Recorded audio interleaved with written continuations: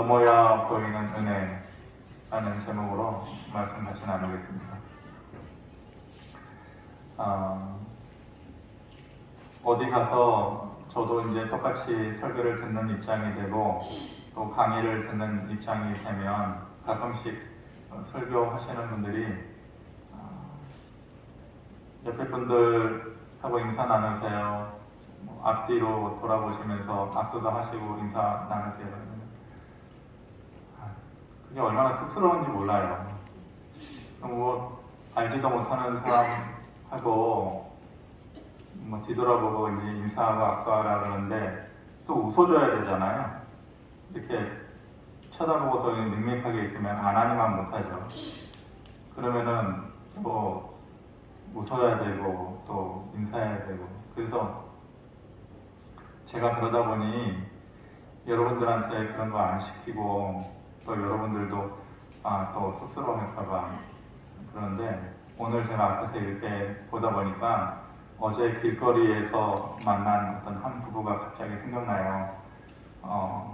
저하고 아내하고 어저께 잠깐 어디를 다녀왔는데 아내가 뒷걸음질 치다가 그분들의 그 진로를 살짝 방해했어요. 살짝. 부딪힌 것도 아니고 완전히 나가선 것도 아니고 뒤를 돌아보고 있었기 때문에 그분들이 가는 길을 정말로 살짝 방해했는데 그 두 노부부가 얼마나 죽일 듯이 째려보는지, 이 세상에 나오면 안 되겠구나, 나는 그냥 계속 교회에 있어야겠구나. 예. 그게 그럴 일인가 싶더라고요. 근데 여러분들 지금 그 표정하고 있으니까 제가 답답한 거예요. 그래서 방역 수칙에 어긋나지 않는 선에서 제가 이거 하라 그러면 분명 쑥스러워 하시겠죠? 딱 한 번만 해봅시다. 호흡을 길게 참으시고 마스크를 잠깐만 내리셔서, 왜냐면 옆에 사람 얼굴을 우리가 까먹었을지도 몰라요. 이 사람이 금리빨을 한 지가 오래됐는데 그것도 모르고, 어쩌면 오늘 수염도 안 깎고 나온 사람도 있을 거고, 여러 가지 우리가 변화된 게 많이 있는데, 그냥 특별한 인사 아니어도 마스크 살짝만 내리고 그냥 인사하시든지 말든지, 눈 인사만 하시든지, 서로 그냥 잘 지냈냐고 잠깐만 인사하도록 호흡을 멈추셔야 돼요. 가볍게 그렇게. 저도 제 얼굴을 한번 저도 한번 봐주세요. 옆에 분하고만 하시지 마시고. 어쩜 자식은 부모 닮아가고 성도는 목사 닮아간다는데, 어쩜 그렇게 하지 말라니까 인사말 하나 안 하고 그냥 눈으로만. 한번 웃고 시작하겠습니다. 본문 이야기는 우리가 잘 알고 있습니다. 교회 어느 정도 다닌 사람이라면은 다윗 이야기하고 이 아브라함과 이삭 이야기를 잘 알죠. 하나님께서 아브라함이 정말로 어렵사리 100세 때에 불가능한 상황과 환경 가운데서 얻게 된 유일한 아들 이삭을 하나님께서 다시 돌려내라, 그를 번제 제사로 드려라, 이렇게 요구하십니다. 오늘 2절에 보니까 여호와께서 이르시되 내 아들 내 사랑하는 독자 이삭을 데리고 모리아 땅으로 가서 내가 내게 일러준 산 거기서 그를 번제로 드리라, 이렇게 명령하시죠.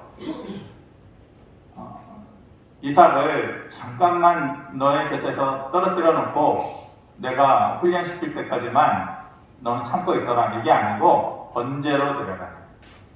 번제는 짐승을 하나님 앞에 제사로 드릴 때에 팔, 다리 다 조각조각 잘라내가지고, 좀 잔인하지만 그걸 완전히 불로 태워가지고 드리는 완전 헌신 예배의 헌신 제사의 형식이거든요. 그런데 살아있는 하나밖에 없는 아들을 번제로 드리라는 거예요. 여기서 인간적으로 이해가 안 되는 두 가지가 있어요. 하나는 하나님의 요구가 이해가 안 되고, 또 하나는 아브라함의 반응이 이해가 안 돼요. 하나님의 요구, 아니 주셔도서 도로 빼앗는 것도 이해가 안 되지만 물건이 아니잖아요. 그 이삭을, 하나밖에 없는 이삭을 번제로 드리라? 그 부모의 마음으로서는 도대체 할 수가 없는 일이죠. 부모가 자기 자식에게 상해를 가한다? 그거는 있을 수 없는 일인데 보통의 상해가 아니고 죽여야 되는, 그래야만 제사를 드릴 수 있는 거잖아요. 하나님께서 이런 무리한 요구를 하시는 것이 첫 번째 이해가 안 돼요. 인간적으로, 이성적으로, 논리적으로 이해가 안 돼요. 두 번째는 아브라함의 반응이죠. 그 아들을 얻었는데 한 번이라도 하나님 앞에 큰 소리 내서 왜냐고 이렇게 물어볼 수 있는 것 아니에요? 한마디 그런 말 없어요. 그리고 더 놀라운 것은 아내 사라에게도 한마디 상의도 안 해요. 아내를 무시해서 그런 것이 아니고 나중에 보면은 아브라함의 어떤 마음이었는지를 알 수 있겠지만은 어찌되었건 그 상황 가운데에서 이 아브라함의 반응 또한 이해가 안 되는 것이죠. 하나님께서 왜 그러셨을까? 왜 그렇게 심할 정도로 짓궂게 아브라함에게 그런 요구를 하셨을까? 분명히 이유가 있으시겠죠. 심심해서 그런 거 아니겠죠. 이유가 있어서 분명히 그러셨을 것이에요. 천천히 그 이유를 찾아서 이 이전의 사건을 거슬러 올라가 봐야 돼요. 그래야만 그 이유를 추측해낼 수가 있어요. 아브라함은 갈대아 우르에서 태어나고 살았어요. 하나님께서 그곳을 벗어나라 그렇게 명령을 하셔서, 갈대아 우르라고 하는 것은 지금은 이라크 남부 지역이죠. 성경의 진영으로는 바벨론 제국, 그러니까 바벨론의 그 남부 지역에 아브라함의 시대로 거슬러 올라가면은 그때의 문명을 수메르 문명이라고 해요. 굉장히 문명적으로 발달해 있었던 그런 지역이었고, 그만큼 우상이 많이 있었던, 그래서 그런 땅에 하나님께서 아브라함을 그냥 내버려 둘 수가 없었던 것이죠. 그래서 거기서 이제 불러내시기로 마음을 작정하신 것이에요. 본토를 떠나고 아버지의 집을 떠나라.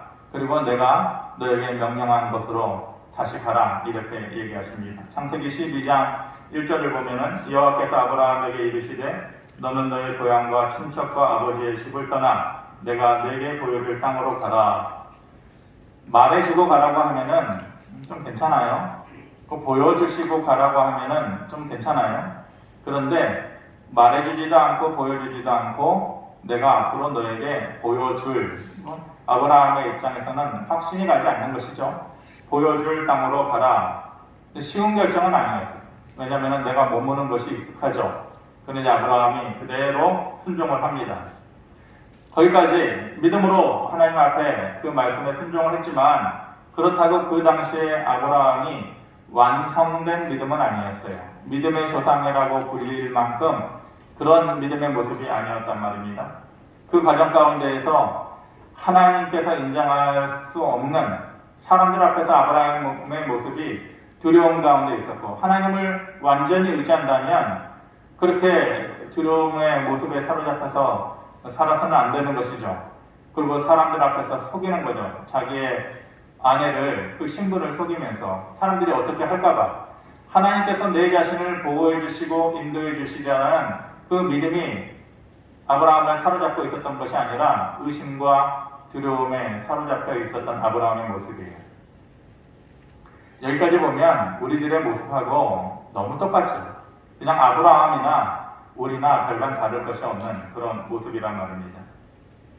그래서 하나님께서 그런 아브라함의 모습을 보며 믿음의 조상으로 하나님께서 점 찍어놓고 그를 성장시키고 키워야겠는데 부족한 거죠. 그래서 안 되겠다 싶으신 거죠. 그래서 하나님을 더 신뢰하는 모습을 가지고 있는지를 확인하고 싶으신 것이에요. 우리 식대로 얘기하면 테스트 용지 2개를 하나님께서 내미는 거죠. 아브라함에게 A형 테스트, B형 테스트, 2가지의 테스트를 준비를 하십니다. 그 테스트의 하나가 오늘 본문의 앞장에 있는 21장에 이스마엘을 내쫓는 사건이에요. 이스마엘이 누굽니까? 아브라함에게 아들이 없었죠. 아브라함이 뒤늦게 100세 때에 이삭을 아들로 얻지만은 그때까지 아들이 없었으니까 얼마나 답답해요. 그래서 하갈이라는 여자를 취해서 아들을 갖게 되는데 그 아들의 이름이 이스마엘이에요.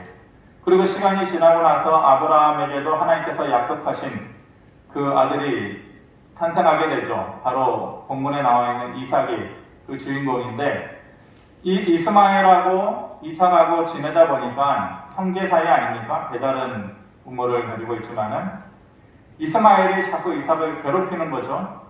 그러니까 이삭의 어머니 사라의 입장에서 보면 자기 자식이 괴롭힘 당하는 것을 좋게 생각하는 부모가 어디 있겠어요? 그리고 원래 자기가 아브라함의 원래 아내잖아요. 그러니까 못마땅한 거죠. 그래서 아브라함에게 우리 쫓아냅시다.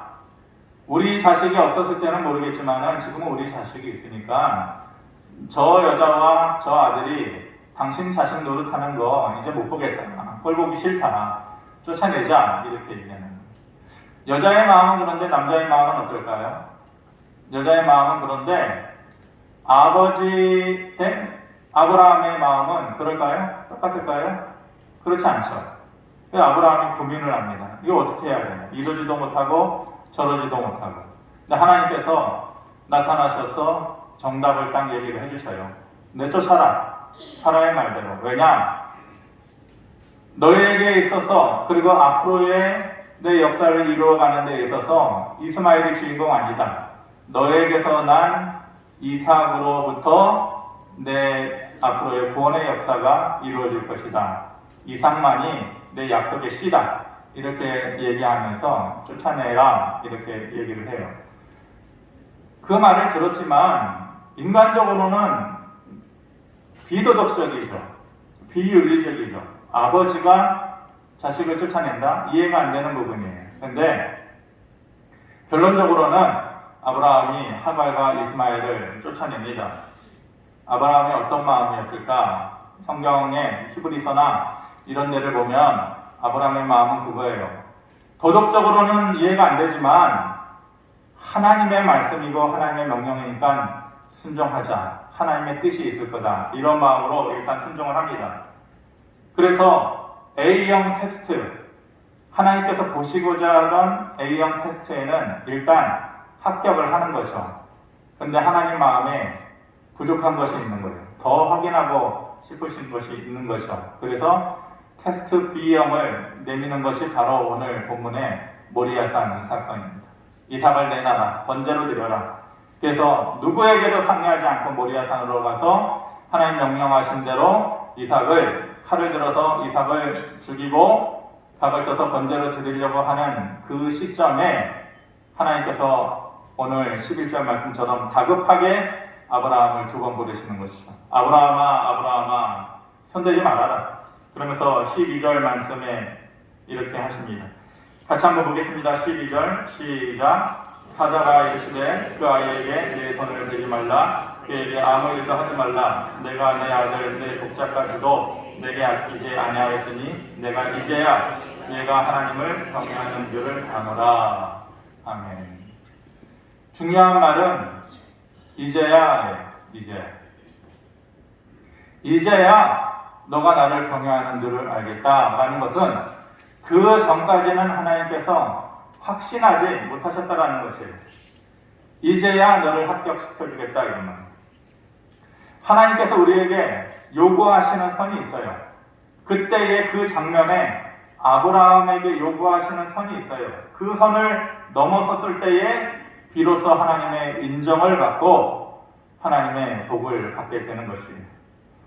아브라함이 어떤 복을 받았어요? 그 테스트 A형, B형의 시험을 다 거치고 나서 두 가지의 복을 받죠. 하나는 아들 이삭을 바쳐서 그렇게 원래의 제사대로 드리면 이삭이 사라지는 거 아니에요. 죽게 되고 없어지는 건 아니에요.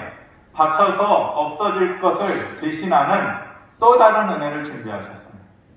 뒤에 돌아보니까 다른 제사 드릴 제물을 이미 하나님께서 준비해 주셨다, 식량을 준비해 주셨다, 그렇게 말씀하시지 않습니까? 그러니까 바쳐서 없어질 것을 대신하는 또 다른 하나님의 방법과 은혜를 일단 준비해 주셨고, 두 번째는 드린 것과 비교할 수 없는 더 큰 은혜.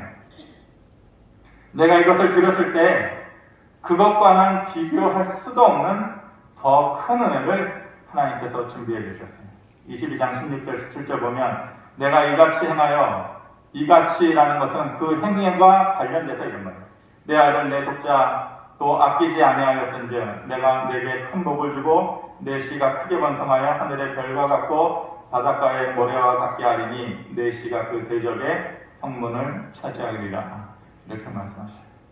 그래서 이렇게 하면 나한테는 사라질 거야, 없어질 거야 라고 생각했지만 그것을 대신하는 또 다른 무언가를 하나님께서 준비해 주셔서 나한테는 사라지지 않게 해주시고, 그리고 내가 기대할 수도 없었던, 꿈꿀 수도 없었던 큰 은혜를 하나님께서 준비해 주신 것이죠. 하나님께서도 우리에게 요구하시는 어떤 선이 있어요. 모두 다 하나님의 은혜와 복을 받는 것 아니에요. 하나님께서 보편적으로 주시는 은혜, 제가 새벽에 자주 말씀드리지만 예수 그리스도를 구주로 믿는 믿음으로 구원을 받는 그 은혜는 우리 모두에게 주어집니다. 누구에게라도 주어진 것입니다. 그런데 그 이상의 특별한 은혜는 하나님과의 관계에서 확인되는 것이 있어요. 하나님 편에서 보셨을 때에 보여지는, 확인되어지는 그 무언가가 있어야 돼요. 그래야 그 이상의 축복과 은혜가 허락되어지는 것이에요. 하나님이 요구하는 어떤 선을 넘어서야, 그래서 합격하고 인정받아야 그 이상의 은혜와 복을 우리에게 주시는 것입니다. 제가 이 말씀을 왜 전해야겠다라고 생각했냐면은, 제가 아는 목사님이 쓰신 책 가운데에 전에 읽은 내게 왜 이러세요?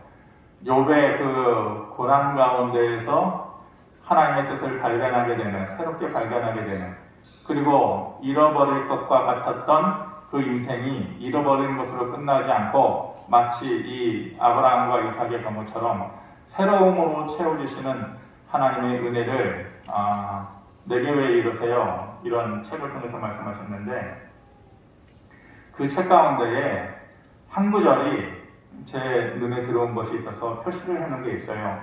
그 구절을 제가 말씀드릴게요. 아마 여러분들은 좀 받아들이기 어려우실 수도 있어요. 그 책에 이런 내용이 있습니다.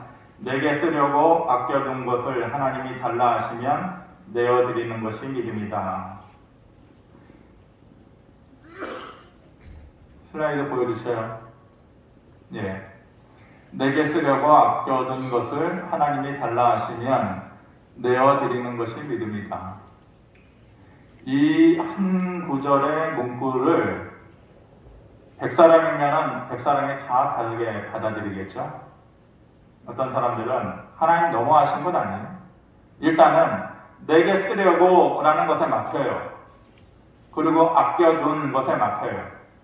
그리고 하나님이 달라 하시면 기꺼이 내어드리는 것. 점점 어려워지는 거죠. 그런데 제가 이 구절을 한 구절을 보고서 언젠가는 이 설교를 해야겠다 싶어서 준비했던 말씀이에요. 아마 대부분의 사람들이 하나님 좀 너무하십니다. 그렇게 내게 쓰려고 아껴둔 것을 꼭 나한테 달라고 하셔야 돼요? 하나밖에 없는 100세 때에 어렵게 얻은 아들 이삭을 꼭 달라고 하셔야만 돼요? 근데 하나님은 뭐라고 하시는 거예요? 중요한 것은 우리의 이성과 논리와 도덕이 아니라 하나님의 마음이죠. 하나님께서 우리가 그 선을 넘어서기를 원합니다. 그 장면과 그 환경 속에서 보이지 않는 그 계단, 한 계단 위에 그 선을 하나님께서 우리에게 요구하시는 것이, 그것을 넘어서야 된다. 아브라함에게는 이 이삭을 바치는 문제가 그것과 같은 문제였죠. 엘리야에게는 사르밧 과부의 이야기가 있어요. 엘리야가 마시지 못하고 기갈 때문에 겨우겨우 숨어서 한 여인의 집에 사르밧에 있는 과부의 집에 들어가는데 아무것도 없었잖아요. 먹을 것이. 근데 한 움큼 있는 곡식 그걸로 마지막 남은 아들과 먹을 것을 해먹고 이제 죽자. 그런 판이에요. 그런데 그 상황과 그 찰나의 순간에 가가지고 이제는 죽을 것을 준비하는 그 사람에게, 그 여인에게 그것을 내게 먼저 달라. 내게 먼저 달라. 도대체 이해가 안 되죠. 앞뒤도 없고 순서도 없고 윤리적이지도 않고 이해가 되지 않아요. 그런데 내게 먼저 달라라고 했을 때 그 여인이 순종해요. 그래서 이 한 주먹 이걸로 뭐 얼마나 배불리 먹겠어요? 그걸로 먹을 것을 만들어서 엘리야에게 먼저 갖다 주는 거죠. 그랬더니 그 곡식간에 곡식이 끊어지지 않고 기름병에 기름이 끊어지지 않았다.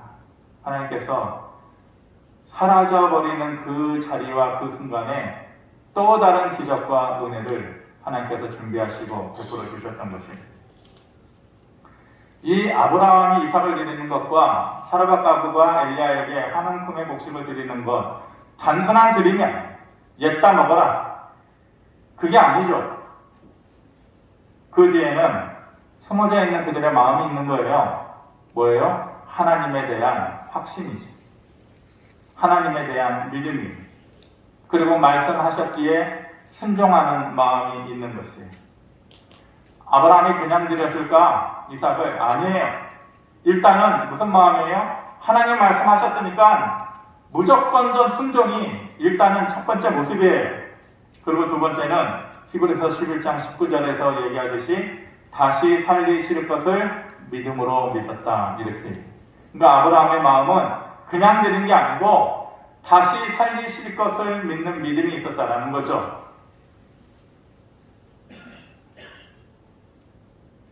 우리가 아브라함처럼 할 수 있나요?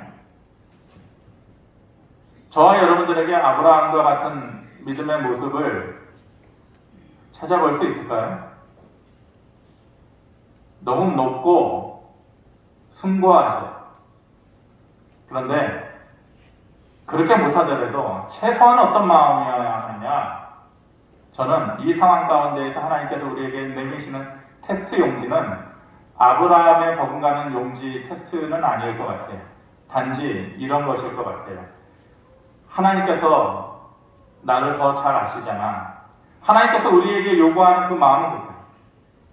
아브라함은 다시 살리실 것을 믿는 믿음이었지만 우리는 거기까지는 안 되지만 우리가 가져야 되는 믿음은 어떤 모습이냐? 하나님께서 나를 더 잘 아시잖아. 그리고 하나님께서 나를 더 좋게 하실 것이야. 지금의 모습보다 더 나은 것을 허락해 주실 것이야. 나를 더 잘 아시니까. 이런 마음이 있을 때에 가능한 행동이에요.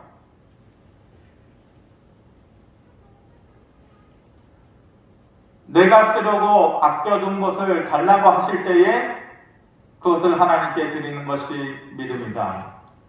그런데 최소한 우리 안에 하나님은 나를 더 잘 아셔. 그리고 나에게 더 좋은 것을 허락하기 위해서 그것을 요구하시는 거야. 라는 그런 마음이 우리 안에 있을 때에 하나님이 요구하시는 그 선을 우리가 넘어설 수가 있는 거지. 말씀을 정리하겠습니다. 제가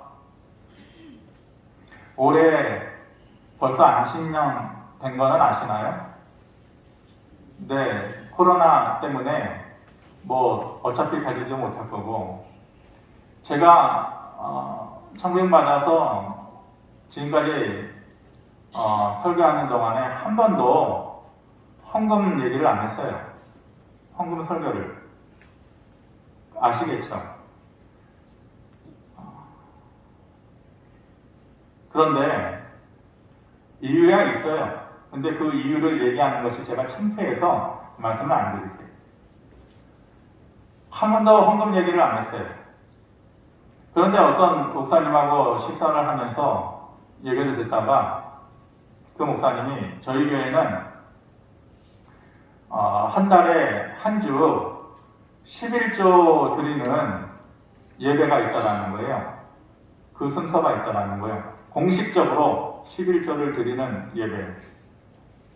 그래서 목사님 그렇게까지 하셔요? 그랬더니 그렇게 하는 것이 하나님의 뜻에 옳다라고 생각해서 처음에는 힘들었지만은 하다 보니 그게 익숙해졌어요. 그러더라고요. 근데 그 말이 제가 계속 남았어요. 나는 그렇게 못했거든요. 안 하기도 하고 못하기도 하고. 제가 얌전한 목회를 하는 목회자가 되고 싶었던 거예요. 싫은 소리 듣기 싫은 목회자 되고 싶었던 거죠. 근데 하나님 앞에서 저는 어떤 평가를 받을까요?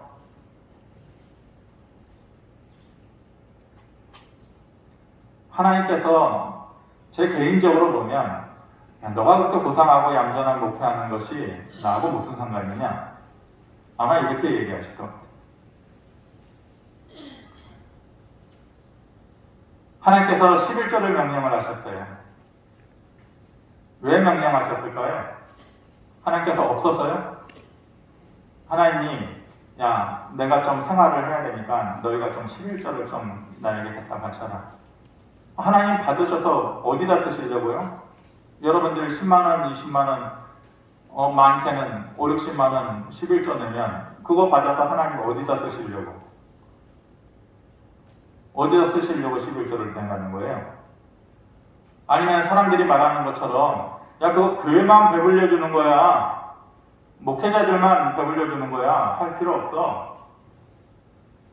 사람들의 인식에 그런 생각이 있겠죠.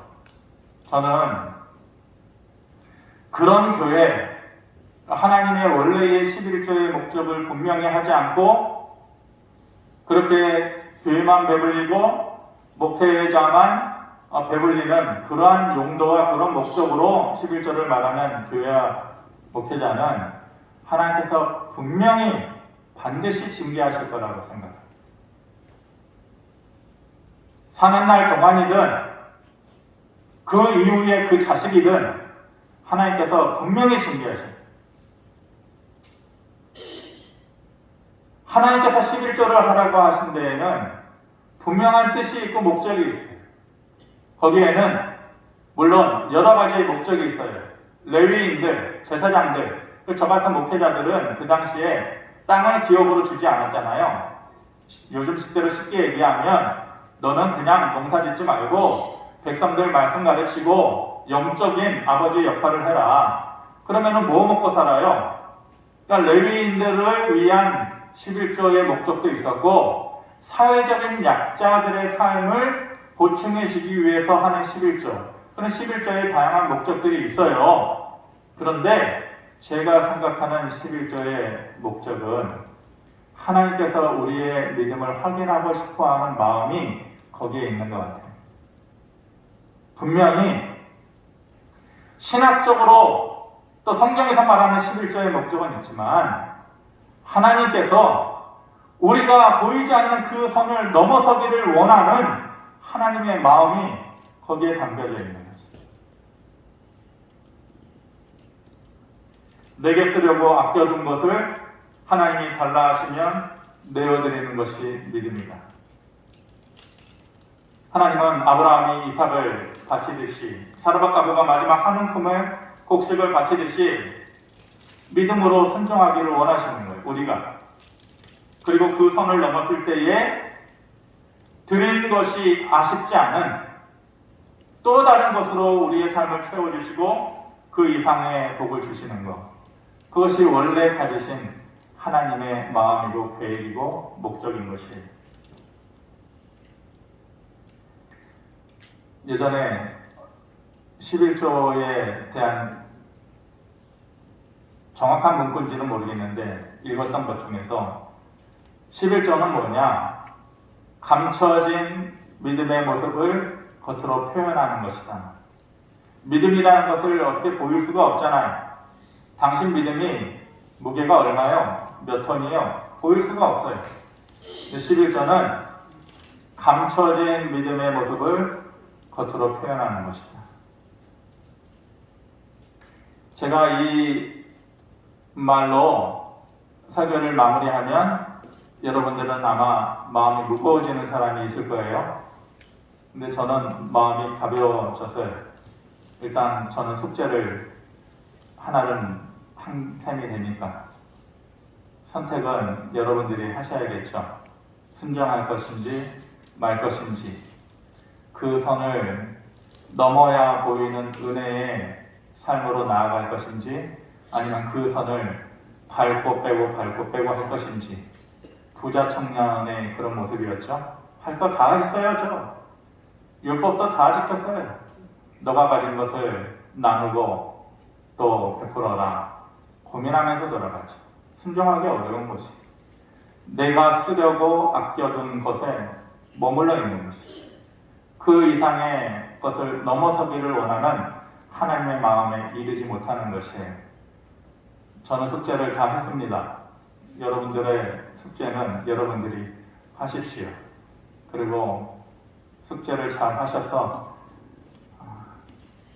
잃어버리는 것이 아닌 또 다른 모습으로 채워지는 하나님의 은혜, 그리고 내가 생각한 것이 아닌 그 이상의 것으로 채워주시는 하나님의 복, 그 새로운 삶으로 하나님의 은혜로 나아갈 수 있는 여러분들의 모습이 되기를 바랍니다. 고마우신 아버지 하나님, 늘 그 선에서 머물고 계단 하나를 올라가지 못하는 우리들의 믿음의 모습이었습니다. 아버지 하나님, 우리에게 새로운 마음을 허락하여 주시어서 순종할 수 있게 하시고 하나님의 마음을 또한 채워드리고, 그러므로 인해서 하나님께서 우리의 삶을 역으로 더 많은 것으로 채워주시는 그 믿음의 모습으로 나아갈 수 있도록 은혜를 더하여 주시옵소서. 예수님의 이름으로 기도합니다. 아멘. 되겠습니다.